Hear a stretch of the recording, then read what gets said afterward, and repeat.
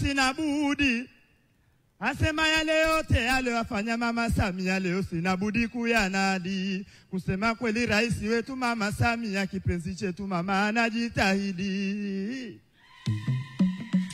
Asema kila kona ya Tanzania mama ameneza miradi. Lengo lake mama Tanzania nchi yetu iwe na maendeleo, ipendeze kama ua la waridi. Asema sasa nije kwako waziri mkuu baba Kasimu Majaliwa. Leo kukuona mwanao nimefurahika kweli kweli. Asema baba kitu ninachokusifu baba we ni mtu jasiri. Tena mpole hupendi shari baba wala huna jeuri. Makofi kwa PM. Asema mpole hupendi shari na wala huna jeuri. Baba ukana mbali wale wapenda shari, wapokee kwa heshima wale wenye malengo mazuri.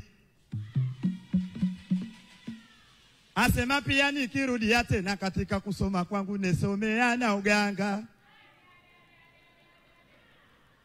Baba Kasimu Majaliwa kusomea kwangu nesomea na uganga. Basi leo mbele ya hadhara hii sina budi kukuagua. Katika uongozi wako vizuri kunjipanga. Tena washirikiana pekee bora na wala hujajitenga. Tena washirikiana vizuri baba na wala hujajitenga. Tena unasifiwa baba ni mtu polite na wala huna nongwa vota. Asema tanwa matunda welo Tanzania ngara. Asema tanwa matunda we Tanzania yetanga. Asema tanwa matunda we mama Mwajimangara. Asema tanwa matunda we mama Riziki Pembiangara. Asema tanwa matunda waziri wetu wa biashara.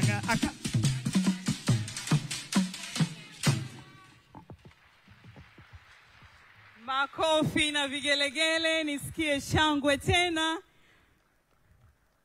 Wanaelekea hapo kwa mheshimiwa mgeni rasmi na naona wamekabidhiwa bahasha kubwa kabisa. Na mimi baada ya mkutano huu nitawafuata ni wasalimu. Naona mambo yao ni mazuri kabisa. Mheshimiwa mgeni rasmi, kwa heshima kubwa naomba sasa niweze kumkaribisha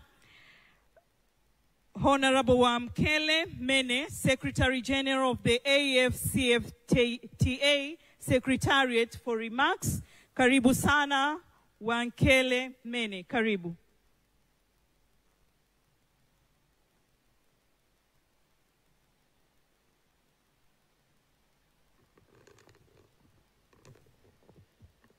Thank you very much, Madam Program Director. Thank you. Your Excellency, Prime Minister Kassim Majaliwa, the Prime Minister of the United Republic of Tanzania, Honorable Minister Kijaji, Minister of Industry, Trade and Investment of the United Republic of Tanzania, Honorable Minister Kwajima, Minister for Community Development, Gender, Women and Special Groups, Honorable Ministers on the high table, Ministers of Trade that are with us, the Ministers of Gender, of Youth that have come from across the African continent, Your Excellencies, High Commissioners and Ambassadors, the President of the Africa Business Council, Dr. Asmani Asfour, our host, the Dar es Salaam Regional Commissioner, Permanent Secretaries, business leaders, youth leaders, distinguished ladies and gentlemen, it is an absolute pleasure to be back in Dar es Salaam having convened here over a year ago under her leadership of Her Excellency Mama President Samia Suluhu Hassan. May I start by expressing on behalf of the African Union our deep condolences for the tragedy, strength in this very difficult time. We are back in Dar es Salaam to consider progress that has been made in the development of the Protocol on Women and Youth in Trade. Soon after this opening session, the Ministers of Trade will take concrete steps towards conclusion of that protocol. And later, the protocol in early February 2024 will be presented to the Assembly of Heads of States and Government for their adoption. Our statistics indicate that 90% of all businesses in Africa are small, medium enterprises. And close to 60% of these small, medium enterprises are owned by women. These small, medium enterprises account for close to 80% of job creation and contribute over 40% to Africa's combined GDP. Therefore, with the aforementioned, it is important to note that the implementation of the Protocol on Women and Youth in Trade positions the African continent to position women-owned businesses to benefit, and for trade of over 50% of the continent's population, which is, as we all know, are women. And so the implementation of the protocol will take on a developmental approach to economic integration through socio-economic development and fundamental structural transformation of Africa's economy. So this conference that convenes today presents a very unique opportunity for young people, for women-owned businesses, for policymakers, our development partners, financial institutions, and other key stakeholders to take concrete steps forward as we seek to eliminate barriers to intra-Africa trade, particularly those that are faced by women and young people. Under the leadership of Her Excellency Mama, the President, last year we made resolutions, and some of those resolutions were placed into action, as we shall receive reports over the next 3 days of the actions that were achieved as an outcome of the conference last year. However, we know that there are areas where we fell short, where we continue to face challenges.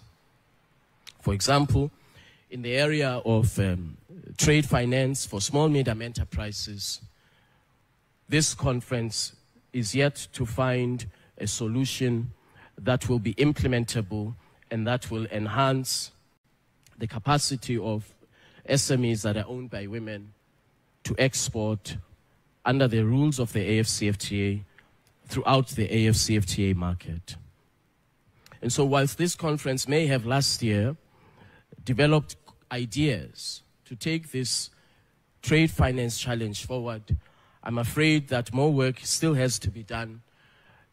The work will be concluded once we are able to announce to the entire African continent that we now have a trade finance facility specifically for trade under the AFCFTA that is affordable, that enables SMEs and young people to take advantage of this vast market of the AFCFTA. So in this area, much work remains to be done. We are engaged with our development finance institutions to find a solution, and I hope that when we convene again in this conference, we will be able to announce a solution to this challenge.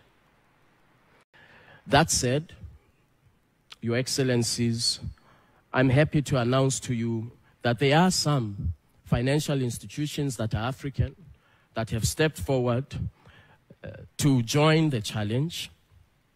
of access to finance, of improving rather access to finance. We signed a memorandum of understanding with UBA, close to $6 billion commitment to mobilize financial services in support of small and medium enterprises for those that are operating within the market of the AFCFTA. We are also engaged in advisory services for small medium enterprises that are owned and operated by women and young people in partnership with the International Trade Center, once again to ensure that this vast market of 1.3 billion people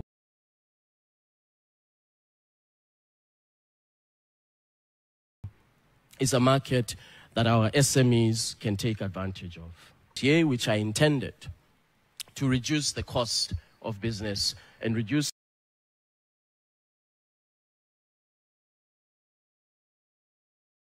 the cost of trade for small medium enterprises. The Pan-African States and Government, as Africa's principal payments platform, has now been commercialized by over 50 banks across the African continent. We expect that progress will continue in rolling out the Pan-African Payments and Settlement System. And once again, I'm most grateful to our strategic partner, Afreximbank, for working with us and for developing the technology to ensure that payments does contribute to ease of trade in Africa. The AFCFTA Adjustment Fund has also been next year. The fund will target specific sectors for investment.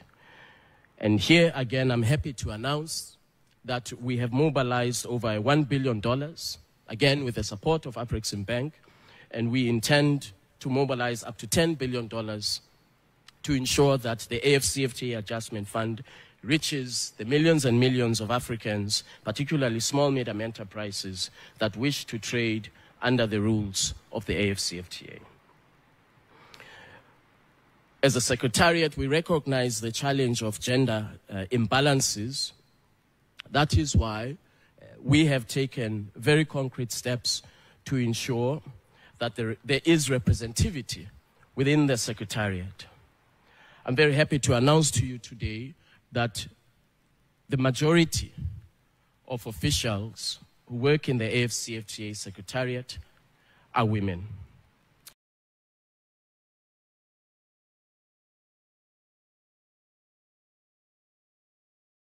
We have a ratio. We expect that more progress has to be made as we advance this challenge of gender parity, even within our African Union institutions. The AFCFTA Secretariat is leading in this area and is probably the only institution of the African Union to have achieved gender parity in less than 4 years. Finally, ladies and gentlemen, we have a new challenge to confront, and that is the challenge of climate change. Recently,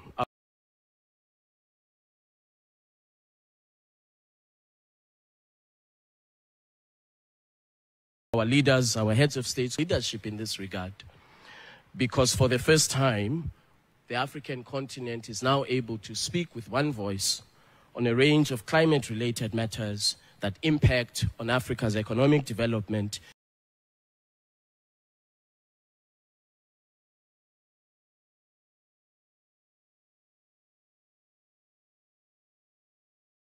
in particular, that impact on the developments, concrete ideas about how we can advance the Nairobi Declaration in recognition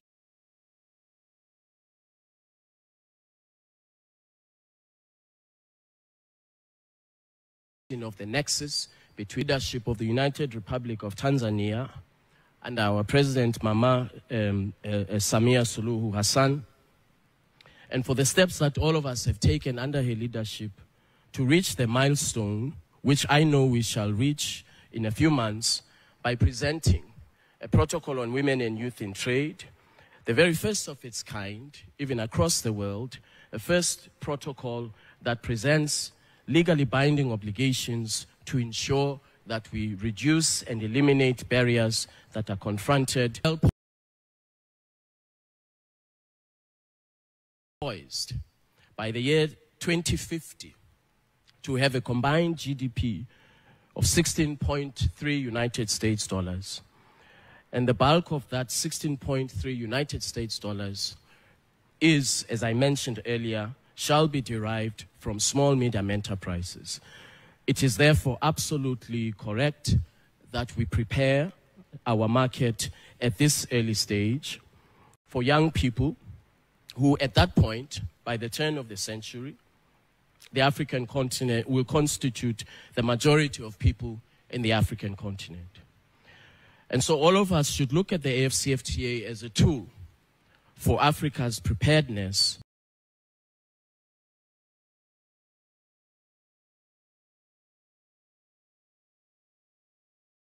for the challenges of the next century, but also look at the AFC. All of us very good deliberations over the next few days. I thank you for your attention.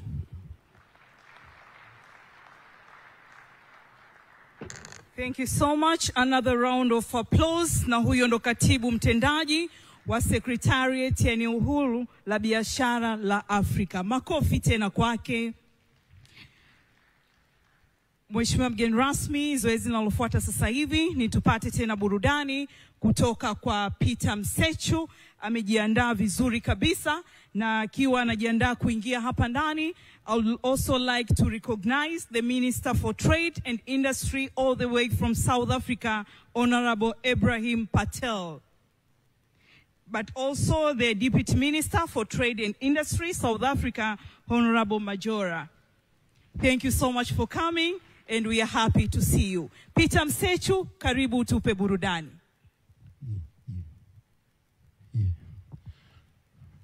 Mabibi na mabwana, habari za asubuhi. Mabibi na mabwana, habari za asubuhi. Salama. Hamjachangamka. MC, hawajachangamka. Mabibi na mabwana, habari za asubuhi. Salama. Huu ni wimbo maalumu wa kongamano letu. Kwa usitegemei kuona mama amekaa. Lazima tumuonyeshe Mheshimiwa Waziri Mkuu kwamba tuna shangwe. Si ndio akina mama? Ndio. Kina mama, naomba nisikie vigeregele kwanza kwa mkutano wetu hapa. Namna hiyo, DJ twende. Shika kilemba, nyanyuka, njoo mbele. Nataka nione kina mama wanaojishaua wasogee mbele hapa. Namna hiyo, sogea. Twende. Kina mama. Kina mama siwaoni. Kina mama. Nyanyuke, makofi na vigelegele. Nyanyuka kina mama, tuje ni siku yetu leo, sogea mbele. Sogea mbele kina mama. Sogea, nimekuruhusu, sogea mbele hapa. Eneo Huru la Biashara la Afrika. Sogea mbele kina mama. Kina mama twende tusogea mbele tucheze. Wanachama Umoja wa Afrika. Kama wewe ni mwanamama, sogea mbele. Uchumi na biashara. Miongoni mwa nchi wanachama. Hiyo na mmependeza kweli kweli. AFCFTA. Lengo hili litafikiwa kufungua masoko ya biashara ya bidhaa na huduma. Kuondolea ushuru wa forodha. Weka mduara namna hiyo, tujishaue kina mama. Kulegezea na masharti na taratibu nyingine. Farmers and traders, their spirits elected. Kama mama umekaa huko, shauri yako. Manufacturers vision taking flight, investing, innovating, they're just shining bright. Uimarisha ushiriki katika biashara na biashara. Utekelezaji wa AFCFTA. Afrika. Karibuni Tanzania. Lazima tuonyeshe hapa ni Tanzania jamani.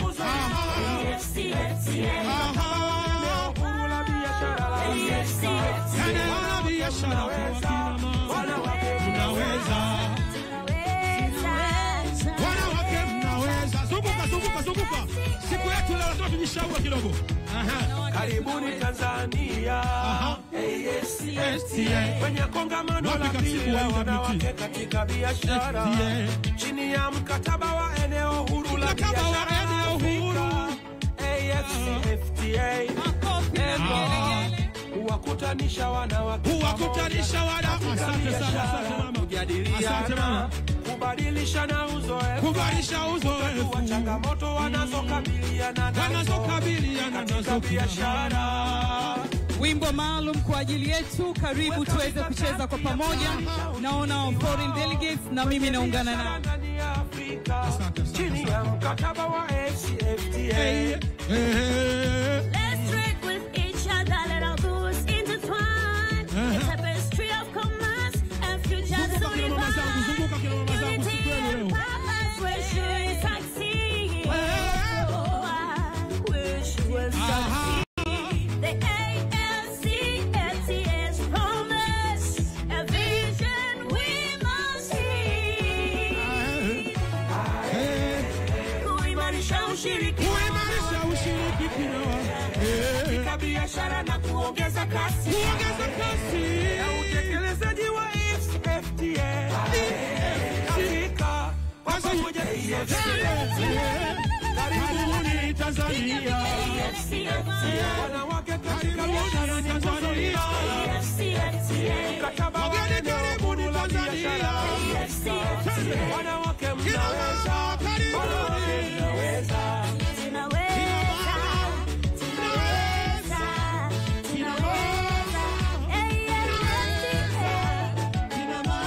Wanawake tunaweza.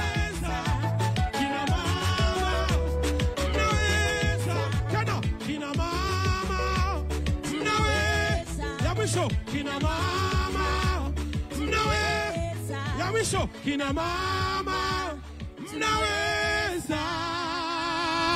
Asanteni sana, asanteni sana. Makofi na vigelegele vingi. Wanawake oye! Tunaweza, tuwezi. Nisikie tena shangwe kutoka kwa wanawake mlioko ndani ya ukumbi huu. Asante sana, tunakushukuru sana kaka yetu Peter Msechu kwa wimbo mzuri sana ambao unahusu kongamano letu. Asante sana, naomba tuendelee kuchukua nafasi zetu. Mheshimiwa mgeni rasmi, kwa ridhaa yako sasa, kwa heshima na unyenyekevu mkubwa, naomba niweze kumkaribisha waziri wetu mpendwa, jembe kweli kweli, anayeongoza wizara hii ya viwanda na biashara, Dr. Ashatu Kijaji, aweze kutoa salamu, lakini pia ataweza kukukaribisha wewe uweze kuongea na hadhara hii. Makofi mengi sana kwa waziri wetu ambaye anaongoza sekta hii ya viwanda na biashara. Naomba shangwe tena.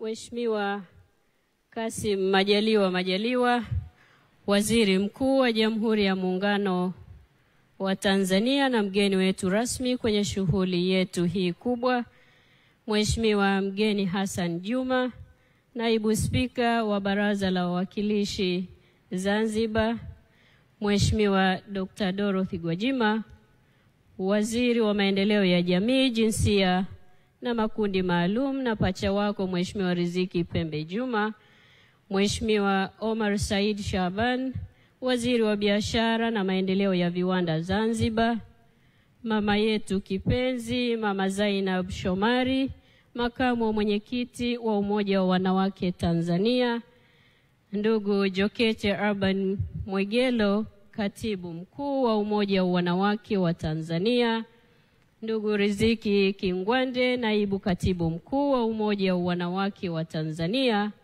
waheshimiwa mawaziri wenzangu kutoka Tanzania lakini kutoka bara letu la Afrika, na naibu mawaziri, Mheshimiwa Wamkele Mene, mtendaji mkuu wa Sekretarieti ya eneo huru la biashara Afrika, Mheshimiwa Mariam Ditopile, mbunge na makamu mwenyekiti wa kamati ya kudumu ya Bunge ya Viwanda, Biashara na Kilimo, ndugu Hodan Adiu, mwakilishi wa UN Women hapa nchini, makatibu wakuu na naibu makatibu wakuu mliopo nasi hapa, waheshimiwa mabalozi na wakuu wa mashirika ya kitaifa mlioko nasi, wakuu wa taasisi za kikanda pamoja na wakuu wa taasisi za serikali zetu zote mbili za Jamhuri ya Muungano wa Tanzania, wadau wetu wa maendeleo,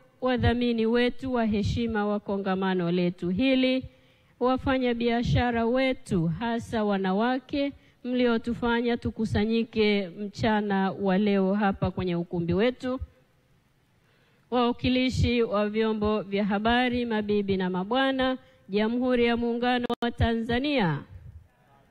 Daktari Samia Suluhu Hassan oye! Tanzania oye!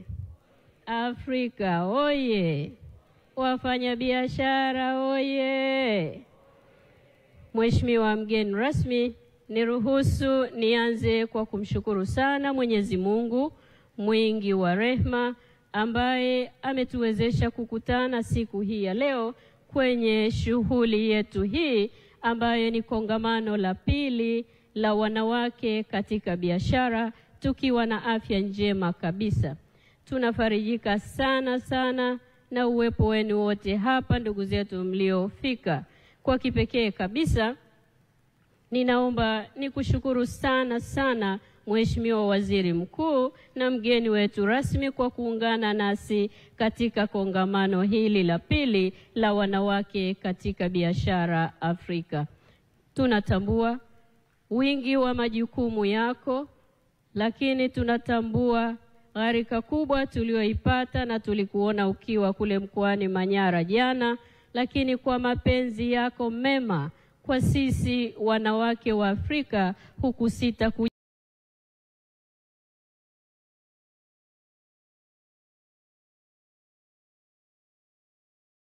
ya kukutana nasi leo. Asante sana sana. Samia Suluhu Hassan, Rais wa Jamhuri ya Muungano wa Tanzania, ambaye ni mhamasishaji wetu mkuu wa wanawake na biashara katika mkataba wetu wa eneo huru la biashara Afrika.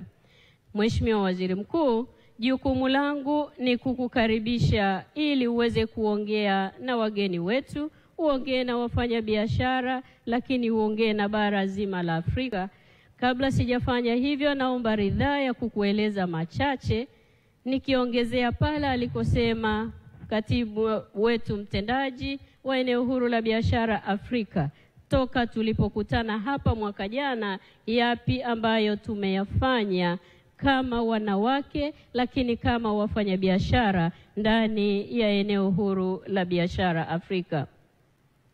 Mheshimiwa mgeni rasmi, naomba niungane na wenzangu kuwashukuru na kuwapongeza waandaaji wa kongamano hili ambao ni Secretariat ya eneo huru la biashara Afrika kwa kushirikiana kwa karibu sana na timu yetu ya serikali hapa nyumbani Tanzania, ikiongozwa na mhandisi Zena Ahmed Said, katibu mkuu kiongozi na katibu wa Baraza la Mapinduzi Zanzibar. Tunawashukuruni sana sana kamati kwa kazi nzuri ambayo mmeifanya. Mheshimiwa mgeni rasmi, kongamano la pili la wanawake katika biashara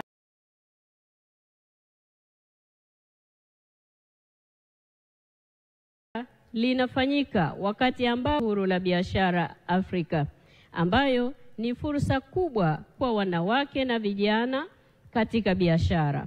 Ni kutokana na umuhimu huo, wakuu wa nchi na serikali wa Umoja wa Afrika waliagiza itifaki maalumu ya wanawake na vijana iweze kuandaliwa ili kuangalia namna ya kutatua changamoto ambazo wanawake na vijana wanakutana nazo katika ufanyaji biashara ndani ya bara letu la Afrika.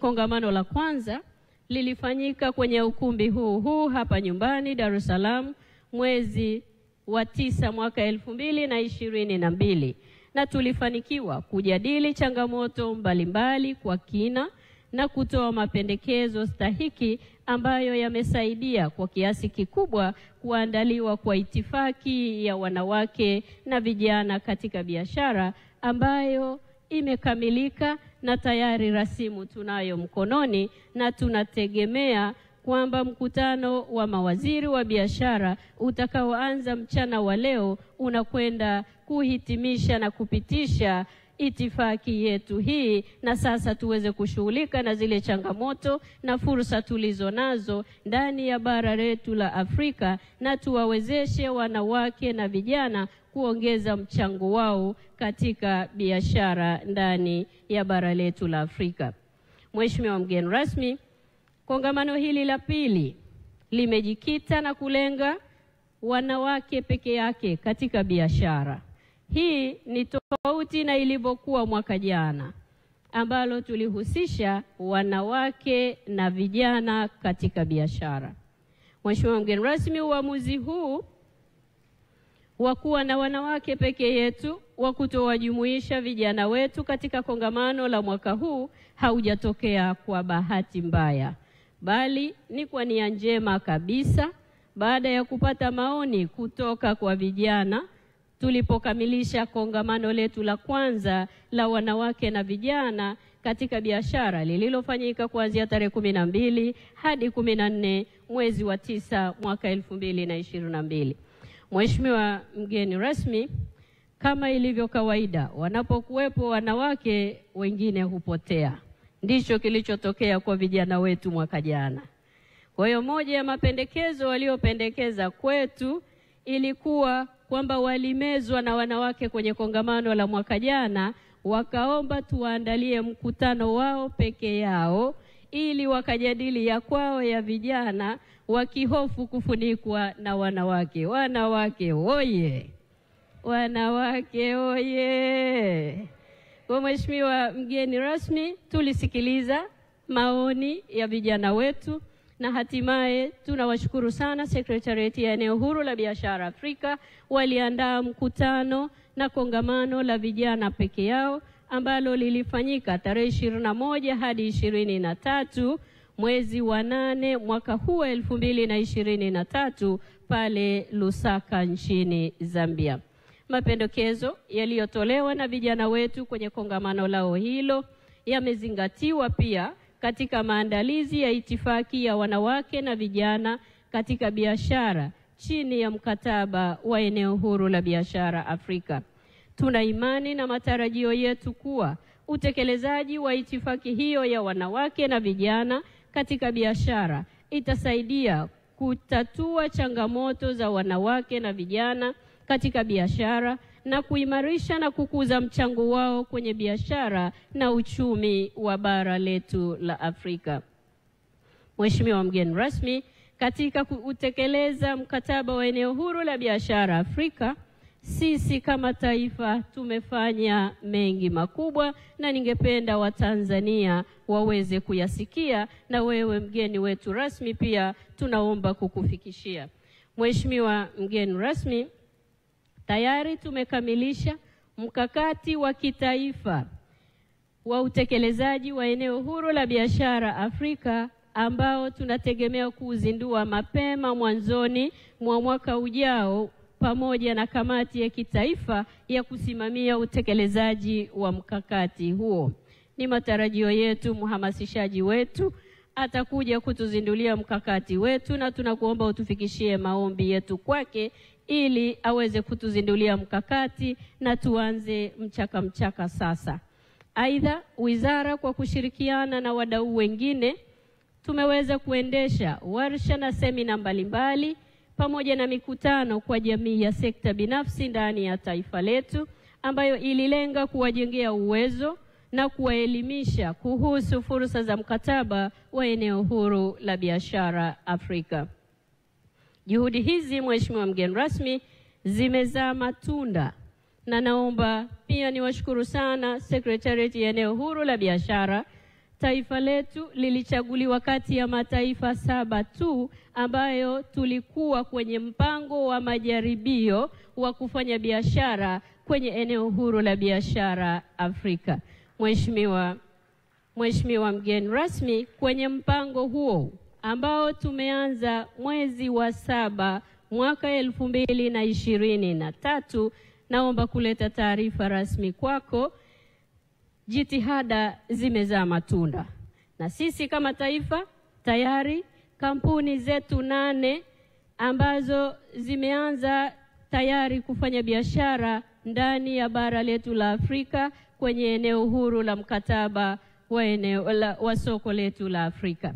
Mheshimiwa mgeni rasmi, kampuni 8 tayari zimeshapeleka bidhaa mara 17 kwenye nchi 5 zilizopo kwenye eneo huru la biashara Afrika. Mheshimiwa mgeni rasmi, kuanzia mwezi wa 7 mpaka leo tunapoongea mwezi wa 12 ni miezi 6 tu, lakini tumeshapeleka bidhaa zetu mara 17. Mheshimiwa mgeni rasmi, kati ya kampuni 8 ambazo zimepeleka bidhaa hizi, naomba kwa upekee kabisa uweze kuzitambua kampuni 3 ambao sisi wanawake tunawaita ni vinara wa biashara katika eneo huru la biashara Afrika kutoka kwetu Tanzania. Kwa ruksa yako Mheshimiwa mgeni rasmi, naomba kumtambulisha dada yetu Happiness Nyitu wa kampuni ya Aja, ambaye yeye amepeleka bidhaa zake kwenye nchi 2 ndani ya bara letu la Afrika. Namshukuru sana. Mheshimiwa mgeni rasmi, mwaka huu mwanzoni, wakati wa kongamano letu la kwanza tarehe 23 Januari, tulipokutana na sekta binafsi, alinyanyuka dada Happiness akanambia, Mheshimiwa Waziri, naomba mpelekee habari njema Mheshimiwa Rais wetu. Mimi nitakuwa wa kwanza kupeleka bidhaa zangu katika soko la eneo huru la biashara Afrika. Na ameweza, na umeweza kuona bidhaa zake, na anasema ana soko kubwa la kutosha kabisa ambalo hajaweza kulifikia yeye peke yake. Anatoa fursa kwa wanawake wengine waungane naye ili tuweze kulifikia soko hilo kubwa alilolipata kwenye eneo huru la biashara Afrika. Mheshimiwa mgeni rasmi, mwanamama kimara wa pili ni dada yetu Doris Male, ambaye ana kampuni ya Mama Mia Soko. Yeye ameweza kuwaunganisha wafanya biashara kupitia mtandao na anafanya vizuri sana. Ameshafika tayari kwenye nchi 4 na sasa anakimbia mchaka kuwawezesha wanawake kulifikia soko la Afrika.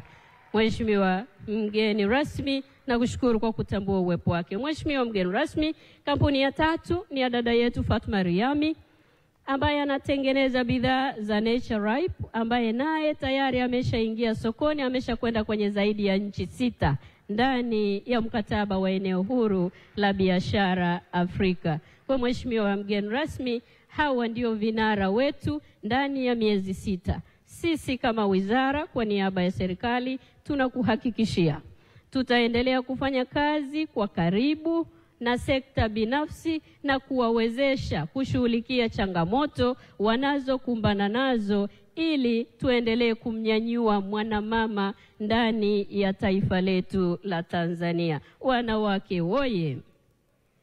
Mheshimiwa mgeni rasmi, baada ya maneno haya, naomba sasa kukutambulisha kwa hadhira iliyopo mbele yetu, na nikutambulishe kwa wafanyabiashara wote ndani ya bara la Afrika kwamba leo tunaye mgeni rasmi, ndugu yetu, kaka yetu, Mheshimiwa Kassim Majaliwa, ambaye ni kiongozi wetu anayetupenda sana na hakuchoka kutupa miongozo yake ili tuendelee kufanya kazi vizuri. Mheshimiwa mgeni rasmi, endelea kutuvumilia. Sisi kama wizara tutaendelea kukusumbua ili tuendelee kufanya vizuri ndani ya taifa letu na nje ya taifa letu.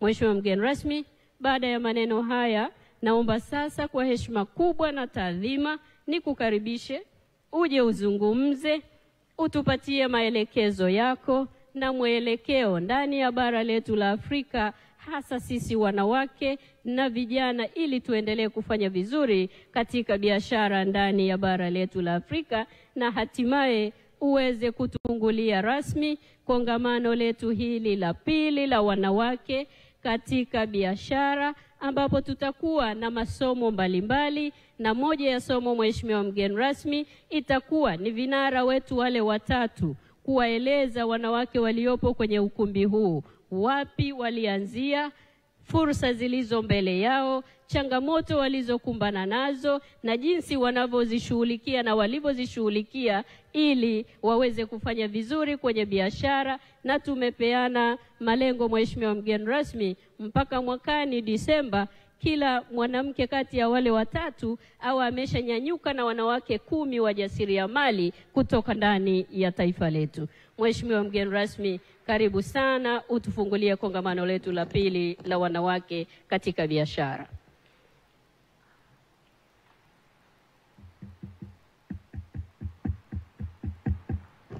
Naomba tumpigie makofi. Karibu sana Mheshimiwa Waziri Mkuu. Tukae.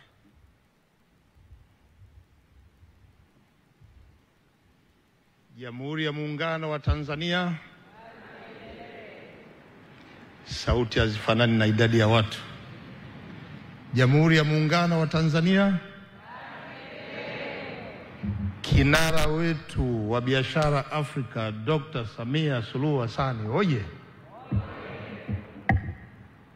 Mheshimiwa Dr. Shatu Kijaji, Waziri wa Viwanda na Biashara, Jamhuri ya Muungano wa Tanzania. Mheshimiwa Zainab Shomari, Makamu Mwenyekiti wa Jumuiya ya Wanawake wa CCM Tanzania. Mheshimiwa Jukati Mwegelo, Katibu Mkuu wa Jumuiya ya Wanawake CCM Tanzania. Mheshimiwa Riziki Kingwande, Naibu Katibu Mkuu UWT CCM Tanzania. Mheshimiwa Omar Said Shaban, Waziri wa Viwanda na Biashara, Serikali ya Mapinduzi Zanzibar. Mheshimiwa Dorothy Gwajima, Waziri wa Maendeleo ya Wanawake, Jinsia na Makundi Maalum, Jamhuri ya Muungano wa Tanzania. Mheshimiwa Riziki Pembe Juma, Waziri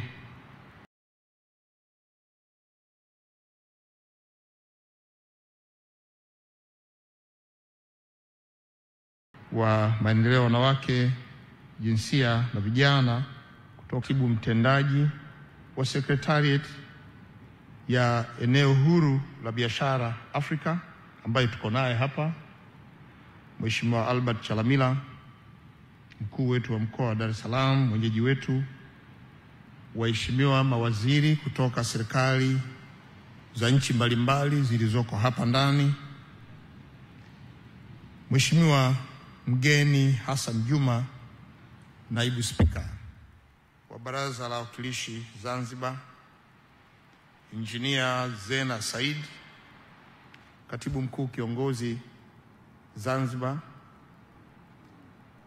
waheshimiwa mabalozi na wadau wa maendeleo kutoka nchi mbalimbali mlioko hapa ndani, makatibu wakuu kutoka wizara mbalimbali zilizoko hapa ndani.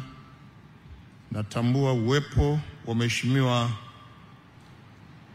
Mariam Dito Pile, makamu mwenyekiti wa kamati ya kudumu ya Bunge inayoshughulikia maendeleo ya jamii kwenye Bunge la Jamhuri ya Muungano wa Tanzania, wageni waalikwa, wadau wa maendeleo mlioko hapa, wakina mama, wafanyabiashara wote, wanahabari, mabibi na mabwana, ni wasalimu tena kwa salamu za Jamhuri ya Muungano wa Tanzania. Waheshimiwa viongozi na washiriki wa mkutano huu, mimi niungane na viongozi wote waliotangulia hapa kwa kumshukuru Mwenyezi Mungu mwingi wa rehema kwa kutuwezesha kuwa na uhai na afya njema, tukamudu kukutana hapa tukiwa tunatoka maeneo mbalimbali kwenye tukio kubwa hili la bara letu la Afrika.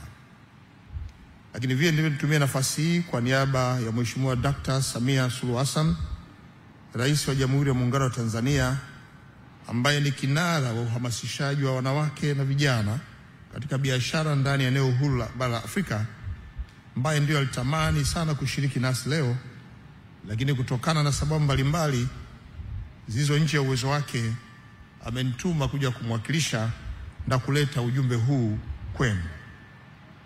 Mheshimiwa Dr. Samia Suluhu Hassan ameniomba niwakumbushe na nimwakilishe kwenye kongamano hili kwamba kupitia kongamano hili ni muhimu kujadili namna ya kuwezesha ushiriki imara wa wanawake katika biashara ndani ya bara la Afrika.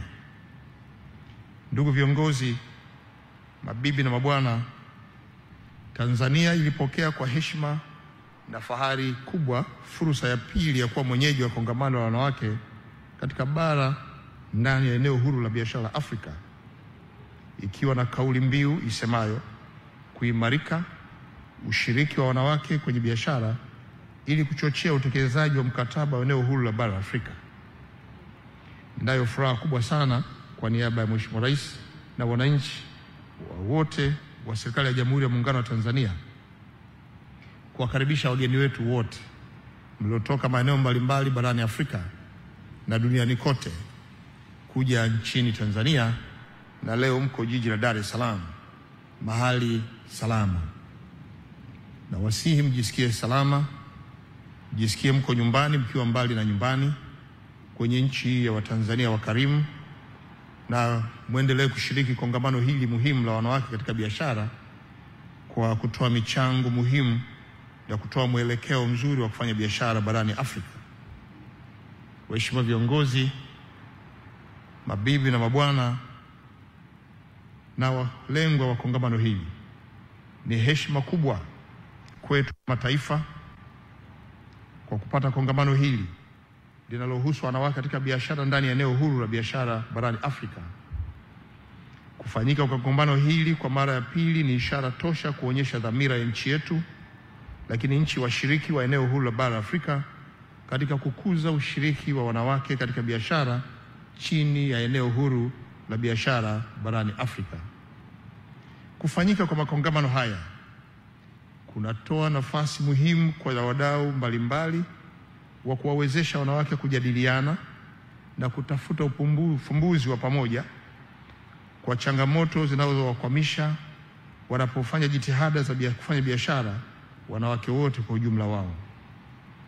Ndugu viongozi, wageni waalikwa, naipongeza sana Secretariat ya eneo huru la biashara barani Afrika ikiongozwa na kiongozi wetu katibu mtendaji Bwana Wankelemene ambaye tunaye hapa leo, kwa kushirikiana na serikali ya Jamhuri ya Muungano wa Tanzania kuandaa kwa mafanikio makubwa ya kongamano hili. Kwa idadi hii kubwa ya washiriki, dhahiri kwamba mafanikio yapo.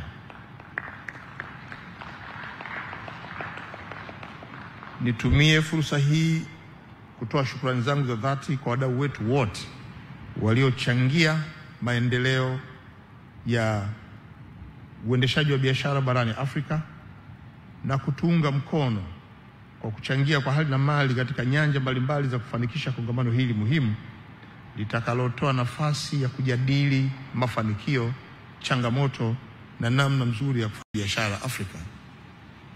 Udhamini wenu mliotoa kufanikisha mkutano huu una thamani kubwa kwetu, lakini vile vile natoa shukrani za dhati kwa washiriki wote kwa kuungana nasi katika siku hii muhimu ya kuhamasisha ufanyaji biashara. Ndugu viongozi na washiriki wote,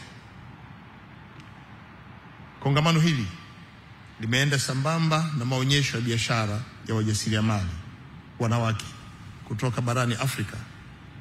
Binafsi nimepata nafasi kutembelea baadhi ya biashara za wajasiriamali wa ndani ya nchi na wajasiriamali kutoka nchi ya Senegal, lakini pia Morocco, ambao wako kwenye maonyesho wakionyesha bidhaa zao na namna walivyoweza kuanza hatua waliofikia na matarajio yao. Kwa kupitia kongamano hili, naamini litawezesha hasa kutathmini mafanikio yaliyopatikana tangu kumalizika kwa kongamano la kwanza, ambalo lilibainisha matarajio ya baadaye yatakayowezesha kusukuma mbele ajenda ya kuhakikisha ushiriki thabiti wa wanawake katika biashara chini ya eneo huru la biashara barani Afrika. Na kwa kuzingatia hili, nawasihi kushiriki kamilifu na kuibua hoja wakati wa mijadala yenu ili kulenga kupata majawabu ya changamoto zilizopo. Matokeo ya mijadala ya kongamano hili ndiyo yatakayoibua hoja na kuwezesha wanawake wengi zaidi kuwa na mipango mahususi ya hatua za kuchukua ili kuhakikisha kuwa kunakuwa na ushiriki wenye tija wa wanawake wote katika biashara ndani ya eneo huru la biashara barani Afrika. Ndugu viongozi na washiriki wa kongamano hili, nchi za Afrika zina mazingira, malengo na uhusiano wa karibu wa muda mrefu na wa kihistoria.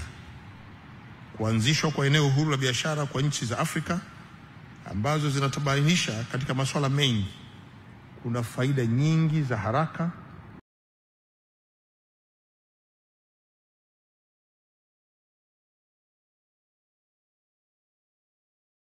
kuliko kuwa na uhusiano wa nchi za nje ya Afrika. Ni pamoja na kuongezeka kwa biashara baina ya nchi ya Afrika kutokana na nchi kuondoleana ushuru na forodha, kushughulikia kwa pamoja